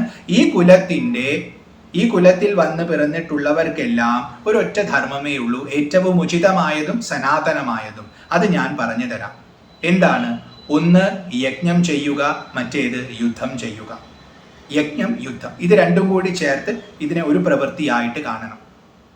ഇതാണ് നീ ചെയ്യേണ്ടത്. ഇവിടെ യജ്ഞ ശബ്ദം കൊണ്ട് ആരാധനയെ സൂചിപ്പിച്ചു, ഉപാസന. നീ ആദ്യം ചെയ്യേണ്ടത് ഉപാസനയാണ്.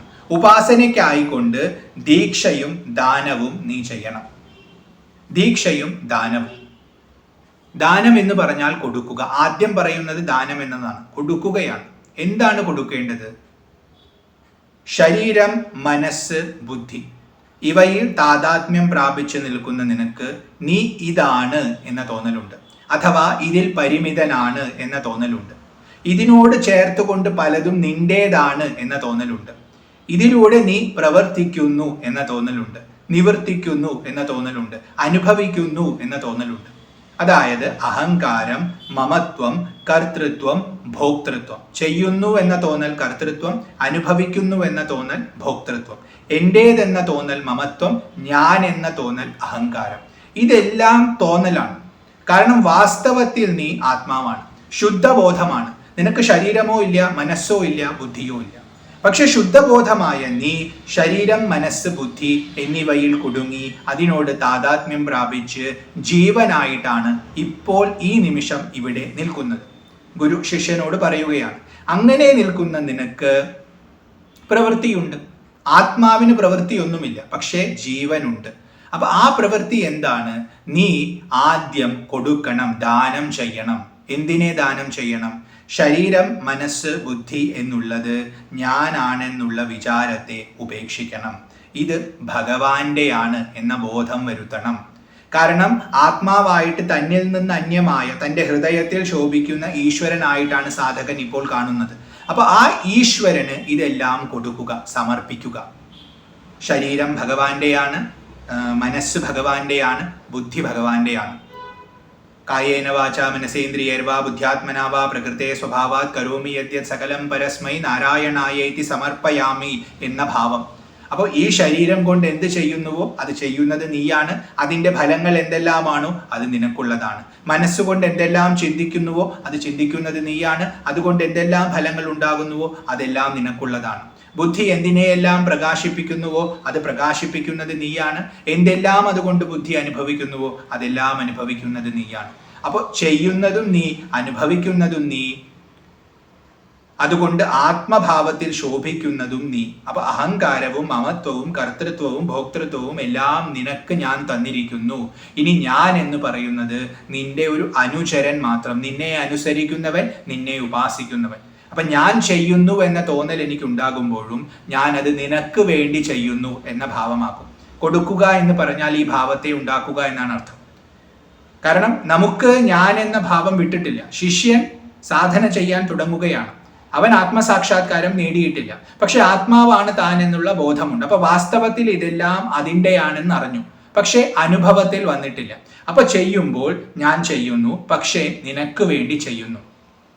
അപ്പൊ എന്തെല്ലാം ആചരിക്കുന്നുവോ അത് ഭഗവാന് വേണ്ടി, എന്തെല്ലാം അനുഭവിക്കുന്നുവോ അത് ഭഗവാന് വേണ്ടി. ഈ ഭാവത്തെ വളർത്തിയെടുക്കലാണ് ദാനം. ദീക്ഷ എന്ന് പറഞ്ഞാൽ ചിട്ടയോടുകൂടി വ്രതം അനുഷ്ഠിക്കുക എന്നർത്ഥം വരും. അപ്പൊ ചിട്ടയോടുകൂടി ജീവിക്കുക. ഒരു വ്യക്തി നല്ല രീതിയിൽ ഇവിടെ കാര്യങ്ങൾ നേടിയെടുക്കണമെങ്കിൽ അവനൊരു ചിട്ടയുണ്ടാവണം. അപ്പോൾ അവൻ വാസ്തവത്തിൽ ഇവിടെ ജീവിക്കുന്നത് ഭഗവാന് വേണ്ടിയാണ് എന്ന ബോധം അവനുണ്ടായാൽ തന്നെ സ്വാഭാവികമായും ചിട്ട വരും. ചെയ്യുന്ന കാര്യങ്ങൾക്കൊക്കെ ഒരു വെടിപ്പ് വരും. അപ്പൊ അവന്റെ പ്രവൃത്തികളെല്ലാം ഉപാസനയായിട്ട് മാറും. അപ്പൊ വളരെ ശ്രദ്ധയോടുകൂടി താൻ ചെയ്യുന്ന കാര്യങ്ങൾ, ഇപ്പൊ യാഗം ദീക്ഷിച്ചവനാണ് ഇവിടെ സൂചിപ്പിക്കുന്നത്. യജ്ഞേഷു ദീക്ഷ എന്നാണ്. യജ്ഞം ചെയ്യുക എന്ന ദീക്ഷയെ നേടിയവൻ, അതായത് വ്രതം അനുഷ്ഠിക്കുന്നവൻ. അപ്പൊ യജ്ഞം നടത്തുന്നവൻ എന്ന അർത്ഥം വന്നു. അപ്പോ തനിക്കുള്ളതെല്ലാം ഭഗവാനാണെന്നുള്ള ഭാവത്തിൽ അവൻ ചെയ്യുന്ന പ്രവൃത്തികൾ ശ്രദ്ധയോടുകൂടി ചെയ്യണം. അത് ദീക്ഷയെ സൂചിപ്പിക്കുന്നു. ശ്രദ്ധയോടുകൂടി വ്യക്തമായി ഡിസിപ്ലിൻഡ് ആയിട്ട് ചെയ്യുക. കാരണം നമ്മളൊരു പൂജ ചെയ്യുന്ന സമയത്ത് നമുക്ക് വളരെയധികം ശ്രദ്ധയുണ്ടാവും. കാരണം ഭഗവാന് വേണ്ടിയാണ് ചെയ്യുന്നത്. അതേപോലെ നമ്മുടെ നിത്യജീവിതത്തെ മാറ്റുക. എന്ത് പ്രവൃത്തി, ഇപ്പൊ ഭക്ഷണം കഴിക്കുകയാണെങ്കിൽ ഭഗവാന് വേണ്ടിയാണ് കഴിക്കുന്നത്, ശ്രദ്ധയോടുകൂടി ചെയ്യുക. ദേഹം ശുദ്ധമാക്കുന്നു, കുളിക്കുകയാണെങ്കിൽ ഭഗവാന് വേണ്ടിയാണ് ചെയ്യുന്നത്. എന്തെങ്കിലും മനോരഞ്ജനം ചെയ്യുകയാണ്, ഇപ്പോൾ ഒരു സിനിമ കാണുകയാണ്, പാട്ട് കേൾക്കുകയാണ്, അത് ഭഗവാന് വേണ്ടിയാണ് ചെയ്യുന്നത്. അതിലും ആ ശ്രദ്ധ, ആ ദീക്ഷ നമ്മൾ കാണിക്കുക. അച്ചടക്കം അതിൽ പ്രദർശിപ്പിക്കുക. അങ്ങനെ വളരെ ശ്രദ്ധയോടുകൂടി ദീക്ഷ എടുത്തവനെ പോലെ വ്യവഹരിക്കുക. ഇതെല്ലാം തന്നെ ഭഗവാന് കൊടുത്തുകൊണ്ടിരിക്കുക. അപ്പൊ സുഖം അനുഭവിക്കുമ്പോൾ, ഇപ്പൊ ഒരു സിനിമ കണ്ട് ആസ്വദിക്കുമ്പോഴും ആ ആസ്വാദനം ഭഗവാനുള്ളതാണെന്നുള്ള ബോധം വളർത്തുക. അങ്ങനെ ഇവിടെ യജ്ഞം അനുഷ്ഠിക്കുക. ഇതാണ് യജ്ഞം. അങ്ങനെ ചെയ്തുകൊണ്ട് മൃധേഷു തനുത്യാഗോഹി. മൃധം എന്നാൽ യുദ്ധം. പ്രവൃത്തിയാണ് ഇവിടെ യുദ്ധം എന്ന പദം കൊണ്ട് സൂചിപ്പിക്കുന്നത്, കർമ്മം. അപ്പോ ശരീരം, മനസ്സ്, ബുദ്ധി ഇതെല്ലാം ഈശ്വരന്റെ ആണെന്നും ഇത് ചെയ്യുന്നതെല്ലാം ഈശ്വരനുള്ളതാണെന്നുമുള്ള ഭാവം വളർത്തി അതുകൊണ്ട് ചെയ്യാൻ പോകുന്ന പ്രവൃത്തികളെല്ലാം ശ്രദ്ധയോടുകൂടി ചെയ്യൂ. അങ്ങനെ ശ്രദ്ധയെയും സമർപ്പണ ഭാവത്തെയും വളർത്തിക്കൊണ്ട് പ്രവർത്തിക്കണം. ആ പ്രവൃത്തി, ആ കർമ്മമാണ് യുദ്ധം, മൃതം. അങ്ങനെ കർമ്മം ചെയ്ത് ചെയ്ത് എന്ത് സംഭവിക്കുന്നു? അവന്റെ വാസനകൾ തീരുന്നു. മനസ്സ് ചിന്തിക്കുന്നത് കൊണ്ടാണ് കർമ്മം ഉണ്ടാവുന്നത്. മനസ്സ് ചിന്തിക്കുന്നത് വാസനകൾ ഉള്ളത് കൊണ്ടാണ്. വാസനകൾ ഒട്ടലോട് കൂടിയാണ് ഉപയോഗിക്കപ്പെടുന്നതെങ്കിൽ പുതിയ വാസനകൾ ഉണ്ടാവും. അതായത് ഒരു വ്യക്തിക്ക് ഒരു വിചാരമുണ്ടായി, അയാൾ അതിനനുസരിച്ച് പ്രവർത്തിച്ചു. ആ പ്രവൃത്തിയിൽ അയാൾക്ക് ഒട്ടലുണ്ടെങ്കിൽ അതിൻ്റെ ഫലമായിട്ട് അയാൾക്ക് പുതിയ ഇഷ്ടമോ പുതിയ അനിഷ്ടമോ, അതായത് രാഗമോ ദ്വേഷമോ ഉണ്ടാവാം. അത് പുതിയ വാസനയായിട്ട് ഉള്ളിൽ കിടക്കും. അത് വീണ്ടും പുതിയ പ്രവൃത്തിയെ ഉണ്ടാക്കും. ഇങ്ങനെയാണ് കറങ്ങിക്കൊണ്ടിരിക്കുന്നത്. എന്നാൽ എല്ലാം സമർപ്പണ ഭാവത്തോടു കൂടി ചെയ്താൽ, താൻ അനുഭവിക്കുന്നതൊക്കെ ഭഗവാന് വേണ്ടി, താൻ ചെയ്യുന്നതൊക്കെ ഭഗവാന് വേണ്ടി വളരെ ശ്രദ്ധയോടുകൂടി വ്യവഹരിച്ചാൽ അവന്റെ വാസനകളിൽ അവൻ ഒട്ടലുണ്ടാവില്ല, അവന്റെ പ്രവൃത്തികളിലും അവൻ ഒട്ടലുണ്ടാവില്ല. ഒക്കെ കൊടുക്കുകയാണ് ഭഗവാൻ. അപ്പൊ ആ ഭാവത്തിൽ പ്രവർത്തിക്കുന്ന വ്യക്തിക്ക് പിന്നെ കർമ്മത്തിൽ നിന്നും പുതിയ പുതിയ വാസനകൾ ഒരിക്കലും ജനിക്കില്ല. അപ്പോൾ ഉള്ള വാസനകൾ തീരും, പുതിയ വാസനകൾ ഉണ്ടാവില്ല. അങ്ങനെ വാസന മുഴുവൻ ക്ഷയിച്ചാൽ പിന്നെ ആ ദേഹത്തിനോ മനസ്സിനോ ബുദ്ധിക്കോ പ്രസക്തിയില്ല. അതില്ലാതെയാകും. അതാണ് തനുത്യാഗം, ദേഹത്യാഗം. അതില്ലാതെയായി കഴിഞ്ഞാൽ എന്ത് സംഭവിക്കുന്നു? മുക്തി നേടും. അല്ലയോ ശിഷ്യ, ഗുരുവായ എൻ്റെ അടുത്ത് വന്ന് നീ ശരണം നേടിയിട്ടുള്ളത് മോക്ഷത്തിന് വേണ്ടിയാണ്, പരമപദ പ്രാപ്തിക്ക് വേണ്ടിയാണ്. അതാണ് നിന്റെ ലക്ഷ്യം. അത് നേടാനായിട്ട് നീ പ്രവർത്തിക്കണം. എങ്ങനെ പ്രവർത്തിക്കണം? ദാനത്തോടെയും ദീക്ഷയോടെയും. അതായത് നീ യജ്ഞഭാവത്തിൽ പ്രവർത്തിക്കണം. അപ്പോൾ നിന്റെ ശരീരം, മനസ്സ്, ബുദ്ധി ഭഗവാന് സമർപ്പിക്കുക. അത് ചെയ്യുന്ന പ്രവൃത്തികൾ ഭഗവാന് സമർപ്പിക്കുക. ആ ഭാവത്തിൽ ശ്രദ്ധയോടുകൂടി കർമ്മത്തെ ചെയ്യുക. അങ്ങനെയാണെങ്കിൽ ക്രമേണ നിനക്ക് മോക്ഷം ലഭിക്കും. ഇതാണ് ഗുരു കൊടുക്കുന്ന ഉപദേശം. ഇദം ഹി വൃത്തമുചിതം കുലസ്യാസ്യ സനാതനം ദാനം ദീക്ഷാ ച യജ്ഞേഷു തനുത്യാഗോ മൃതേഷു ഹി. അങ്ങനെ 3 ശ്ലോകങ്ങൾ ഉപദേശം കഴിഞ്ഞു. 7ാമത്തെ ശ്ലോകമായിരുന്നു. അടുത്തത് 8ാമത്തെ ശ്ലോകമാണ്. ലക്ഷ്മണം തു ഏവം ഉക്ത്വാസൗ സംസിദ്ധം പ്രിയരാഘവം സുമിത്ര ഗച്ഛ ഗച്ഛേതി പുനഃ പുനരുവാചതം. ലക്ഷ്മണനോട് തു ഏവം ഉക്ത്വാ അസൗ, ഇങ്ങനെ പറഞ്ഞിട്ടുള്ള ഇവൾ, ഈ സുമിത്ര, സംസിദ്ധം പ്രിയരാഘവം, എങ്ങനെയുള്ള ലക്ഷ്മണനാണ്? സംസിദ്ധനാണ്. സംസിദ്ധൻ എന്ന് പറഞ്ഞാൽ നേടാനുള്ളതെല്ലാം നേടിയിട്ടുള്ളവൻ. പ്രിയ രാഘവം, രാഘവനോട് വളരെയധികം പ്രിയമുള്ളവനാണ്.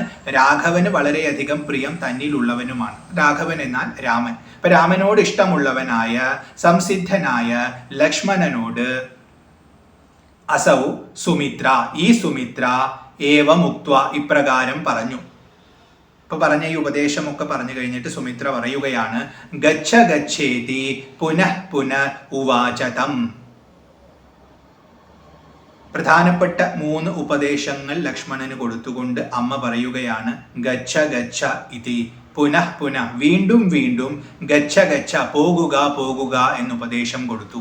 ലക്ഷ്മണൻ വന്ന് ചോദിച്ചത് കാട്ടിലേക്ക് പോകാൻ വേണ്ടിയാണ്, ശ്രീരാമനെ അനുഗമിക്കാൻ വേണ്ടിയാണ്. വളരെ സന്തോഷത്തോടു കൂടി അമ്മ, അതാണ് 2 പ്രാവശ്യം ഗച്ഛ ഗച്ഛ എന്ന് ആവർത്തിക്കുന്നത്, തനിക്ക് പൂർണ്ണ മനസ്സോടുകൂടിയാണ് സമ്മതിക്കുന്നത് എന്ന് പറയാനാണ്. അപ്പോൾ പോവുക, സധൈര്യം പോവുക, എന്നെക്കുറിച്ച് ഓർത്ത് ദുഃഖിക്കേണ്ട, എനിക്ക് വളരെ സന്തോഷമുണ്ട്, അഭിമാനമുണ്ട് നീ രാമനെ അനുഗമിക്കുന്നതിൽ. കാരണം ഏറ്റവും ശ്രേഷ്ഠമായ പ്രവൃത്തിയാണ്. ജ്യേഷ്ഠനെ അനുസരിക്കുക എന്നുള്ളതാണ് നമ്മുടെ കുലത്തിലെ ഉചിതവും സനാതനവുമായിട്ടുള്ള ധർമ്മം. വ്യക്തികളൊക്കെ ചെയ്യുന്നത് അതാണ്. അത് നീ ചെയ്യുന്നു, വളരെ വ്യക്തമായി ചെയ്യുന്നു, അതിലെനിക്ക് സന്തോഷമുണ്ട്, അതുകൊണ്ട് നീ പോകുക എന്ന് സുമിത്ര പറഞ്ഞു. ഇനി സൂക്ഷ്മാർത്ഥം നോക്കാം. ലക്ഷ്മണനോട് പറയുകയാണ്. ലക്ഷ്മണൻ നല്ല ഉത്തമനായ ശിഷ്യൻ. ആ ശിഷ്യൻ സംസിദ്ധനാണ്, നേടേണ്ടതെല്ലാം നേടിയവനാണ്. അവന് എന്തെല്ലാം ഉപദേശങ്ങൾ വേണോ ആ ഉപദേശമൊക്കെ കൊടുത്തു കഴിഞ്ഞു. സാധനയ്ക്ക് ആവശ്യമായ ചില ഗുണങ്ങളുണ്ട്, ആ ഗുണങ്ങളെല്ലാം അവന് ലഭിച്ചു. ഇപ്പോൾ ഗുരുവിൻ്റെ അടുത്ത് വന്നാൽ തന്നെ ഗുരുവിൽ വിശ്വാസം ഉണ്ടാവണം, ഗുരു പറയുന്നത് ശ്രദ്ധയോടുകൂടി കേൾക്കണം, ആ കേൾക്കുന്ന കാര്യങ്ങൾ ഗ്രഹിക്കാൻ പറ്റണം, ആ ഗ്രഹിച്ച കാര്യങ്ങൾ പ്രവർത്തിക്കാൻ സാധിക്കണം. ഇങ്ങനെ ഒരുപാട് ഗുണങ്ങൾ ഒരു ശിഷ്യന് വേണം. ആ ഗുണങ്ങളെല്ലാം ഒത്തവനാണ്, അതുകൊണ്ട് ലക്ഷ്മണനാണ്. അത് നിറഞ്ഞിരിക്കുന്നു, തികഞ്ഞിരിക്കുകയാണ്. അതായത് പ്രവർത്തിക്കാൻ അവൻ ഇനി സജ്ജനാണ്, അവനിനി പ്രവൃത്തി മാത്രമേ ബാക്കിയുള്ളൂ. അതുകൊണ്ട് സംസിദ്ധനാണ് ശിഷ്യൻ. പ്രിയ രാഘവം, രാഘവനോട് പ്രിയമുള്ളവനാണ്. രാമനോട്, അകത്ത് ശോഭിക്കുന്ന ഈശ്വരനിൽ ഭക്തിയുള്ളവനാണ്. ഭഗവാന് അവനിലും പ്രിയമുണ്ട്. കാരണം ഒരു വ്യക്തിക്ക് ഈശ്വര വിചാരം ഉണ്ടാകുന്നത്, ഈശ്വരനോട് ഭക്തി ഉണ്ടാവുന്നത്, സാധനയിൽ താല്പര്യമുണ്ടാവുന്നത്, ഇതെല്ലാം തന്നെ ഭഗവാന്റെ കൃപ കൊണ്ടാണ്. മുഖ്യമായും ഗുരുവിനെ ലഭിക്കുന്നത് ഭഗവത് കൃപ കൊണ്ടാണ്. ഇവിടെ ശിഷ്യന് തന്നെ ലഭിച്ചു, ഗുരുവിനെ ലഭിച്ചു. അതുകൊണ്ട് ഭഗവാനും ഇവനോട് പ്രിയമുണ്ട്, ഭഗവാന്റെ കൃപ ഇവന് ലഭിച്ചിട്ടുണ്ട്. അതുകൊണ്ട് പ്രിയ രാഘവം. പിന്നെ ഇവന് ഭഗവാനിൽ നല്ല അധികം ഭക്തിയുണ്ട്, അതുകൊണ്ട് പ്രിയ രാഘവം. അങ്ങനെയുള്ളവനോട് സുമിത്ര, അതായത് നല്ല അവന്റെ ഹിതകാംക്ഷിയായ ബന്ധുവായിട്ടുള്ള ഗുരു ഏവം ഉക്ത്വ പറഞ്ഞു, ഇപ്രകാരം പറഞ്ഞു, ഉപദേശം കൊടുത്തു. അതായത് നീ എങ്ങനെയാണ് ജീവിക്കേണ്ടത്? ഭഗവാനെ ശരണം പ്രാപിക്കണം, ശരീരം, മനസ്സ്, ബുദ്ധിയൊക്കെ ഭഗവാന് സമർപ്പിക്കണം, അത് ചെയ്യുന്ന പ്രവൃത്തികൾ ഭഗവാന് വേണ്ടിയാക്കണം, ഭഗവാനിൽ മാത്രം ശ്രദ്ധ വെച്ചുകൊണ്ട് വളരെ ചിട്ടയോടുകൂടി ജീവിക്കണം. അങ്ങനെ ജീവിച്ചുകൊണ്ട് വാസനകളെ മുഴുവൻ തീർത്തുകൊണ്ട് നീ പരമപദത്തെ നേടണം എന്ന് ഉപദേശം കൊടുത്തു. ഇതെല്ലാം പറഞ്ഞു കഴിഞ്ഞിട്ട് പറഞ്ഞു, ഗച്ഛ ഗച്ഛ ഇതി പുനഃ പുനരുവാചതം. വീണ്ടും വീണ്ടും അവനോട് പറഞ്ഞു, ഗച്ഛ ഗച്ഛ, പോയിക്കൊള്ളുക. അതായത് ശിഷ്യന് കൊടുക്കേണ്ട ഉപദേശം പരിപൂർണമായി ഗുരു കൊടുത്തു. ശിഷ്യൻ ഗുരുവിൻ്റെ അടുത്ത് വരികയാണ്. ഗുരുവിൻ്റെ അടുത്ത് വന്ന് ഗുരുവിൻ്റെ കുലത്തിൽ, ആ ഗുരുവിൻ്റെ വീട്ടിൽ ഒരുപാട് കാലം വസിക്കുന്നു. ഗുരുവിനെ ശുശ്രൂഷിക്കുന്നു. ഗുരു അവൻ്റെ വ്യക്തിത്വത്തെ അളക്കുന്നു. ഈ കാലഘട്ടം വാസ്തവത്തിൽ ഗുരു ശിഷ്യനെ മനസ്സിലാക്കാനും ശിഷ്യൻ ഗുരുവിനെ മനസ്സിലാക്കാനുമാണ് ഉപയോഗിക്കുക. അപ്പോൾ ഓരോ വ്യക്തിയുടെ ഇതിനനുസരിച്ച് അതിൻ്റെ സമയം ദീർഘിക്കാനോ കുറയാനോ സാധ്യതയുണ്ട്. അങ്ങനെ ഒരുപാട് കാലം ശിഷ്യനെ ഗുരു മനസ്സിലാക്കി കഴിഞ്ഞ് ഇവൻ അനുയോജ്യനാണെന്ന് മനസ്സിലാക്കി ഇവൻ്റെ ഗുണങ്ങൾ എന്തൊക്കെ, ദോഷങ്ങൾ എന്തൊക്കെ എന്നൊക്കെ നന്നായി മനസ്സിലാക്കി കഴിഞ്ഞാണ് അവൻ ഉപദേശം കൊടുക്കുന്നത്. അങ്ങനെ അവന് കൊടുക്കാനുള്ള ഉപദേശം മുഴുവൻ കൊടുത്തു. അവൻ എങ്ങനെയാണ് ജീവിക്കേണ്ടതെന്ന് പറഞ്ഞു കൊടുത്തുവെന്നും അനി പോയി അങ്ങനെ ജീവിക്കാൻ അവൻ പ്രാപ്തനാണെന്നും സംസിദ്ധനാണെന്നും മനസ്സിലാക്കി കഴിയുമ്പോൾ ഗുരു പറയുകയാണ്, ഇനി പോവുക. ഇനി നീ ഇവിടെ ഇരുന്ന് സമയം കളയണ്ട. നീ നിന്റെ കർമ്മ മേഖലയിൽ പോയി വ്യവഹരിക്കുക. നിന്റെ ജീവിതത്തെ നീ ജീവിക്കുക. അതുകൊണ്ട് ഗച്ഛ ഗച്ഛേതി എന്ന് ഗുരു അനുജ്ഞ കൊടുക്കുകയാണ്. ഗുരുകുലം വിടാനും ലോകത്തിൽ പോയി സാധന ചെയ്യാനുമുള്ള അനുമതി ഗുരു നൽകുകയാണ്. ലക്ഷ്മണം ത്വേവം ഉക്ത്വാസൗ സംസിദ്ധം പ്രിയരാഘവം സുമിത്രാ ഗച്ഛ ഗച്ഛേതി പുനഃ പുനരുവാചതം. ഇതായിരുന്നു 8ാമത്തെ ശ്ലോകം. ഇനി 9ാമത്തെ ശ്ലോകമാണ്. ഉപദേശത്തിലെ അവസാനത്തെ ശ്ലോകമാണ്. ഏറ്റവും പ്രസിദ്ധമായ ശ്ലോകവും ഇത് തന്നെയാണ്. സുമിത്ര ഉപദേശം എന്ന് പറഞ്ഞാൽ പൊതുവെ ഈ ശ്ലോകമാണ് പറയപ്പെടുക. രാമം ദശരഥം വിദ്ധി മാം വിദ്ധി ജനകാത്മജാം അയോധ്യാമഠവീം വിദ്ധി ഗച്ഛതാത യഥാസുഖം.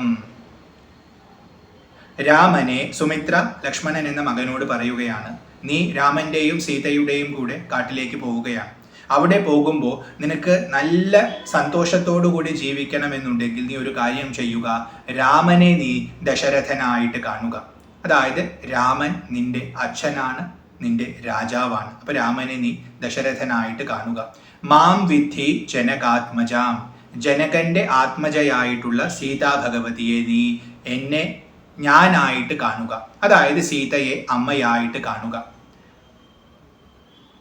അഥവാ മഹാരാജ്ഞിയായിട്ട് കാണുക. അപ്പോൾ രാമനും സീതയും നിനക്ക് അച്ഛനും അമ്മയുമാണ്, അഥവാ രാജാവും രാജ്ഞിയുമാണ്. അയോധ്യാം അഠവീം വിദ്ധി, അടവിയെ അതായത് വനത്തെ നീ അയോധ്യയായിട്ട് കാണുക. നീ എവിടെ വസിക്കുന്നുവോ അതാണ് അയോധ്യ. കാരണം അവിടെ രാമനും സീതയും ഉണ്ട്. അപ്പോൾ അയോധ്യയിൽ ഏതുപോലെ നീ വസിക്കുമോ അതുപോലെ നീ കാട്ടിൽ വസിക്കുക. കാട്ടിലാണെന്ന് ഓർത്ത് ദുഃഖിക്കാനൊന്നും പാടില്ല. അതിനെ അയോധ്യയായി കണ്ടുകൊണ്ട്, കാരണം രാമനും സീതയും നിന്നോടൊപ്പമുണ്ട്, അവരെ അച്ഛനും അമ്മയുമായി കണ്ട്, രാജാവും രാജ്ഞിയുമായി കണ്ട് അവരെ സേവിക്കുന്നവനായിട്ട് നീ അയോധ്യയെ, അടവിയെ അയോധ്യയായി കണ്ടുകൊണ്ട് ഗച്ഛതാത യഥാസുഖം, നീ പോയിക്കൊള്ളുക. അവിടെ നീ വസിക്കുക യഥാസുഖം. നിനക്ക് സുഖമായിട്ട് എന്തെല്ലാം ലഭിക്കുമോ അതെല്ലാം അനുഭവിച്ചുകൊണ്ട് സുഖകരമായ രീതിയിൽ നീ ആ വനത്തിൽ പോയി വസിക്കുക. ഇങ്ങനെ നീ വസിച്ചാൽ നിനക്ക് സുഖം ലഭിക്കും എന്നും അർത്ഥം. അങ്ങനെ അമ്മ മകന് ഉപദേശിച്ചു. രാമന്റെ ശ്രേഷ്ഠത പറഞ്ഞു, വനത്തിൽ പോകുമ്പോഴുണ്ടാകുന്ന എന്തൊക്കെ ചിട്ടകൾ വേണമെന്ന് പറഞ്ഞു. നീ അവിടെ പോയിട്ട് രാമനെ ദശരഥനായിട്ടും സീതയെ ഞാനായിട്ടും കണ്ടുകൊണ്ട് അയോധ്യയെ അടവിയായിട്ട് കണ്ട് നീ വസിക്കുക എന്നുപദേശിച്ചു. സാമാന്യ ഉപദേശം. ഇനി ഗുരു കൊടുക്കുന്ന ഏറ്റവും രഹസ്യമായ ഉപദേശം, ജീവിതത്തിൽ എല്ലാ കാലവും ഓരോരുത്തരും ഓർക്കേണ്ട ഉപദേശം. രാമം ദശരഥം വിദ്ധി. ആരാ രാമൻ? ആത്മാവാണ്, ഈശ്വരനാണ്. നമ്മുടെ ഹൃദയത്തിൽ വസിക്കുന്ന ആനന്ദമാണ്, ചൈതന്യമാണ്. അപ്പോൾ ആനന്ദമായതുകൊണ്ടും ആനന്ദിപ്പിക്കുന്നവനായതുകൊണ്ടും രാമൻ എന്ന് വിളിച്ചു. രാമനെ ദശരഥനായിട്ട് കാണുക. ഇപ്പൊ ദശരഥൻ എന്ന പദത്തിന് തൻ്റെ അച്ഛൻ എന്ന അർത്ഥത്തിൽ എടുത്താൽ, അപ്പോൾ രാമനെ നിന്റെ പിതാവായിട്ട് കാണുക. അതായത് നീ ഈ ലോകത്തിൽ ജനിച്ചു, ആ ജനിക്കാൻ കാരണമായിട്ടുള്ള മാതാക്കളും പിതാക്കളുമുണ്ട്. നിന്റെ അച്ഛനാകുന്നത് രാമനാണ്. അപ്പൊ നിന്റെ അമ്മയോ മാം വിദ്ധി ജനകാത്മജാം, സീതാ ഭഗവതി നിന്റെ അമ്മയാണ്. സീതയെ ഇവിടെ വിശേഷിപ്പിക്കുന്നത് ജനക ആത്മജ എന്നാണ്. ജനകന്റെ മകൾ സീതയാണ്. പക്ഷേ ജനക ശബ്ദത്തിന് ജനിപ്പിക്കുന്നവൻ എന്നാണ് അർത്ഥം, പിതാവ് എന്നാണ് അർത്ഥം. ഇവിടെ ആദ്യം പറഞ്ഞു പിതാവാണ് രാമൻ. രാമനിൽ നിന്ന് ജനിച്ചവളാളോ ആരോ അവളാണ് ജനകാത്മജ. കാരണം രാമൻ പിതാവാണ്, ആ പിതാവിൽ നിന്നും ആവിർഭവിച്ചവളാണ്. അതാരാ? ഈശ്വരനായ രാമനിൽ നിന്ന് ആരാണ് ഉദ്ഭവിക്കുന്നത്?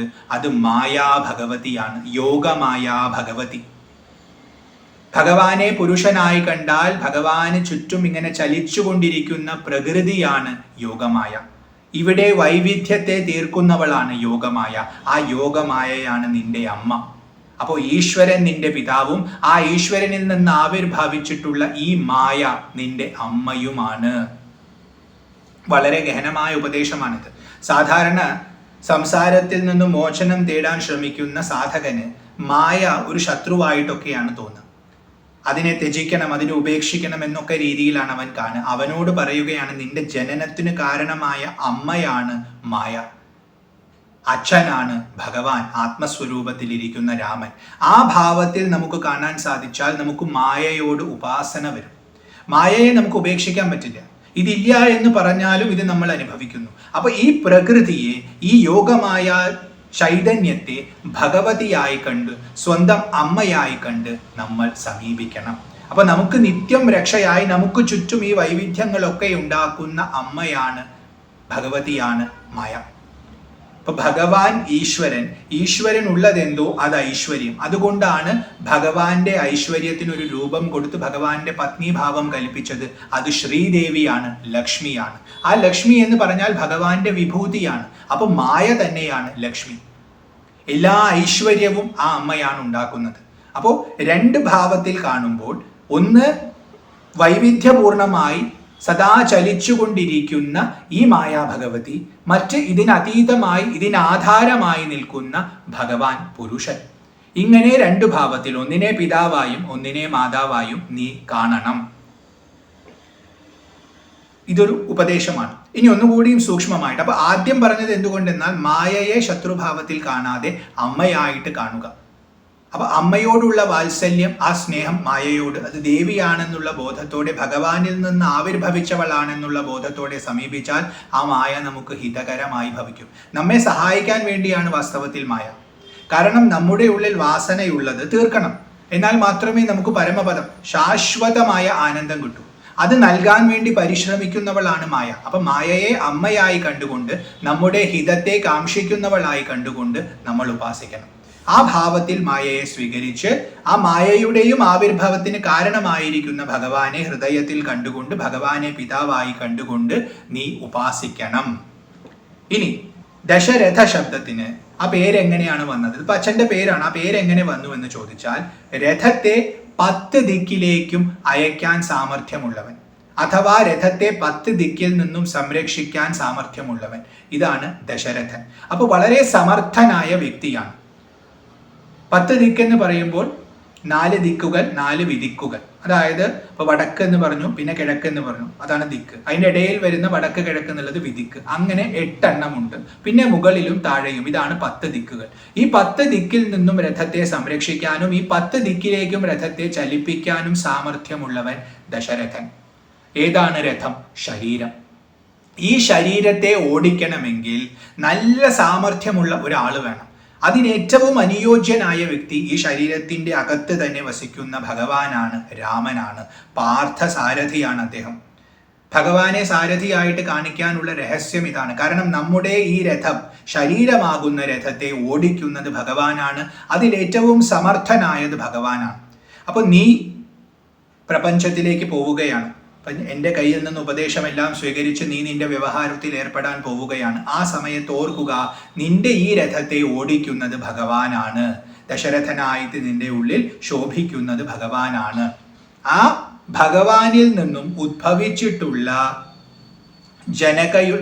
ജനകന്റെ ആത്മജയായിട്ടുള്ള, അതായത് സീതാദേവി, ആ മായാ ഭഗവതി മാം വിധി. മാം എന്ന് പറഞ്ഞാൽ ഞാനായിട്ട്. അപ്പൊ നേരത്തെ അമ്മ എന്നർത്ഥം എടുത്തു. ഇനി അമ്മയുടെ പേര് സുമിത്ര എന്നാണ്. നല്ല മിത്രയാണ്. നിന്റെ ബന്ധുവാണ് മായ. നിന്റെ ഹിതകാംക്ഷിയാണ് മായ. നിന്റെ ഹൃദയത്തിൽ ഇരുന്നു കൊണ്ട് നിന്റെ ശരീരം, മനസ്സ്, ബുദ്ധിയാകുന്ന ഈ രഥത്തെ ചലിപ്പിക്കുന്നവൻ രാമൻ. അവൻ സർവസമർത്ഥനാണ്. അപ്പൊ നിനക്ക് ഒരു കാരണത്താലും ഭയം ഉണ്ടാവേണ്ട ആവശ്യമില്ല. ഇപ്പൊ ഒരു വണ്ടിയിൽ ഒരു വ്യക്തി കയറിയിരിക്കുന്നു. ആ വണ്ടി ഓടിക്കുന്ന ആള് വളരെ സമർത്ഥനാണെങ്കിൽ പിന്നെ ആ ഇരിക്കുന്ന ആൾ എന്ത് ചിന്തിച്ചിട്ടാണ് വ്യാകുലപ്പെടേണ്ടത്? അയാൾ ഒന്നും ചിന്തിക്കേണ്ട ആവശ്യമില്ല. സുഖമായിരുന്നു കൊണ്ട് ആ യാത്രയെ ആസ്വദിക്കാം. ഒരു ബസ്സിൽ ഇരിക്കുകയാണെങ്കിൽ വഴിയിലുള്ള സ്ഥലങ്ങളെയെല്ലാം കണ്ട് ആൾക്കാരെയൊക്കെ കണ്ട് നല്ല ആസ്വദിച്ചുകൊണ്ട് യാത്ര ചെയ്യാം. കാരണം ഓടിക്കുന്നവൻ സർവ്വസമർത്ഥനാണ്. അപ്പൊ അതേപോലെ നിന്റെ ഈ രഥത്തെ ഓടിക്കുന്നത് സാക്ഷാത് ഭഗവാനാണ്. അദ്ദേഹം സർവ്വസമർത്ഥനാണ്, ദശരഥനാണ്. അതുകൊണ്ട് നിനക്കൊരു ഭയവുമില്ലാതെ ഇവിടെ വർത്തിക്കാം. കാരണം ഭഗവാൻ കൃത്യമായ ദിക്കിലേക്ക് നിന്നെ എത്തിക്കും. നിനക്ക് ആ കാര്യത്തിൽ ഒരല്പം പോലും സംശയം വേണ്ട. അപ്പൊ സന്തോഷത്തോടു കൂടി നല്ല ആസ്വദിച്ചുകൊണ്ട് ജീവിക്കുക. മാത്രവുമല്ല, മനസ്സിലാക്കുക, നിനക്ക് ചുറ്റും വൈവിധ്യങ്ങളെ തീർത്തുകൊണ്ടിരിക്കുന്ന മായാഭഗവതി ആ ഭഗവാനിൽ നിന്നും തന്നെ ഉദ്ഭവിച്ചവളാണ്, സുമിത്രയാണ്, നിന്റെ നല്ല സുഹൃത്താണ്, നല്ല ബന്ധുവാണ്. ആ മായ വാസ്തവത്തിൽ നിന്നെ കുടുക്കാനോ ഉപദ്രവിക്കാനോ ദുഃഖിക്കാനോ അല്ല നോക്കുന്നത്, നിന്നെ രക്ഷിക്കാനാണ്, നിനക്ക് ശ്രേഷ്ഠതയെ നൽകാൻ വേണ്ടിയാണ്. അപ്പൊ നിന്റെ മനസ്സിൽ ഒരുപാട് വാസനകൾ ഉണ്ടെന്ന് മനസ്സിലാക്കിയ ആ അമ്മ ആ വാസനകളെ തീർക്കാനായിട്ടൊരു കളം നിനക്ക് ഒരുക്കി തരികയാണ്. നീ അതിലൂടെ ആ വാസനയിൽ നിന്നും മുക്തി നേടട്ടെ എന്ന് കരുതി നിന്നോട് വാത്സല്യത്തോടു കൂടി നിൽക്കുന്നവളാണ്, നിന്റെ മിത്രമാണ് മായ. അപ്പൊ മായയെ ശത്രുഭാവത്തിൽ കാണാതെ മിത്രഭാവത്തിൽ കാണാൻ നീ പരിശീലിക്കുക. ആ മായ കൊണ്ട് നിനക്ക് ദോഷമുണ്ടാവില്ല. കാരണം ഒന്ന്, ആ മായ നിന്റെ ഹിതത്തിനു വേണ്ടിയാണ്. രണ്ട്, ആ മായ ഉദ്ഭവിച്ചിട്ടുള്ളത് രാമനിൽ നിന്നാണ്. മൂന്ന്, ആ രാമനാണ് നിന്റെ രഥത്തെ ഓടിക്കുന്നത്, നിന്റെ ശരീരത്തെ ഭരിക്കുന്നത്. അപ്പൊ രാമൻ നിന്റെ അകത്ത് തന്നെ ഉള്ളപ്പോൾ രാമനിൽ നിന്ന് ആവിർഭവിച്ചിട്ടുള്ള മായ നിനക്കെതിരെ തിരിയുമോ? ഒരിക്കലുമില്ല. നിനക്കെല്ലാം മംഗളമായി ഭവിക്കുമെന്ന ബോധമുണ്ടാവണം. അപ്പൊ മായയോട് വെറുപ്പില്ലാതെ വിദ്വേഷമില്ലാതെ മായയെ ഭഗവാനിൽ നിന്നും ആവിർഭവിച്ചിട്ടുള്ള ചൈതന്യമായി കണ്ട് ഉപാസിക്കാൻ, സ്നേഹിക്കാനാണ് ഇവിടെ ഗുരു ഉപദേശിക്കുന്നത്. അങ്ങനെ മായയെ സ്വീകരിച്ചുകൊണ്ട് മായയിൽ ഇരുന്നാൽ മായയെ തരണം ചെയ്യാൻ അമ്മ തന്നെ സഹായിക്കും. അപ്പോ രാമം ദശരഥം വിദ്ധി മാം വിദ്ധി ജനകാത്മജാം അയോധ്യാം അടവീം വിദ്ധി. അയോധ്യയെ, അടവിയെ അയോധ്യയായിട്ട് കാണുക. നേരത്തെ അട ശബ്ദത്ത് അട്ട് ധാതുവിന് അലയുക എന്നാണ് അർത്ഥം പറഞ്ഞത്. അപ്പൊ അലയുന്ന ഇടമാണ് അടവി. അലയുന്ന ഇടമേതാ? സംസാരമാണ്, ജനന മരണ ചക്രമാണ്. ഇവിടെ വന്ന് എല്ലാവരും അലയുകയാണ്, എന്തോ ഒന്ന് തേടി അലയുന്ന പോലെ എല്ലാവരും അലയുകയാണ്. അങ്ങനെ അലയുന്ന ഈ സ്ഥലം അയോധ്യയാണെന്ന് നീ മനസ്സിലാക്കണം. എതിർത്ത് നിൽക്കാൻ പറ്റാത്തതെന്തോ അതാണ് അയോധ്യ. എതിർത്ത് യുദ്ധം ചെയ്യാൻ പറ്റാത്തത്. ഈ സംസാരത്തിൽ വന്നിട്ടുള്ള നീ സംസാരത്തെ തരണം ചെയ്യണമെന്ന് ആഗ്രഹിക്കുന്നു. ആ ആഗ്രഹം വരുമ്പോൾ നിനക്ക് തോന്നുന്നത് സംസാരം നിന്റെ ശത്രുവാണ്, അപ്പൊ ഇതിനെ നീ പരാജയപ്പെടുത്തണം, അതിനായിട്ട് നീ പരിശ്രമിക്കും. അങ്ങനെ നീ മെനക്കെടേണ്ട. കാരണം ഈ സംസാരത്തെ തോൽപ്പിക്കാൻ പറ്റില്ല, അതിനെ എതിർക്കാൻ പറ്റില്ല. അത്രയും ശക്തയാണ് അത്. ശക്തി തന്നെയാണ്, ഭഗവാന്റെ ശക്തിയാണ് മായ. അപ്പൊ ആ മായ നിന്റെ അമ്മയാണ്. കാരണം നിന്റെ ഉറവിടം ആ മായയിൽ നിന്നാണ്. ആ മായയുടെ ഉറവിടം ഭഗവാനിൽ നിന്നാണ്. ആ ഭഗവാൻ നിന്റെ അകത്ത് വസിക്കുന്നു. ആ ഭഗവാൻ മായയുടെ ഈ പ്രപഞ്ചത്തിൽ നിന്റെ ഈ രഥത്തെ ചലിപ്പിക്കുന്നു. ഈ പ്രപഞ്ചം മായാനിർമ്മിതമാണെങ്കിൽ ഇതിനെ എതിർത്ത് തോൽപ്പിക്കാൻ പറ്റില്ല.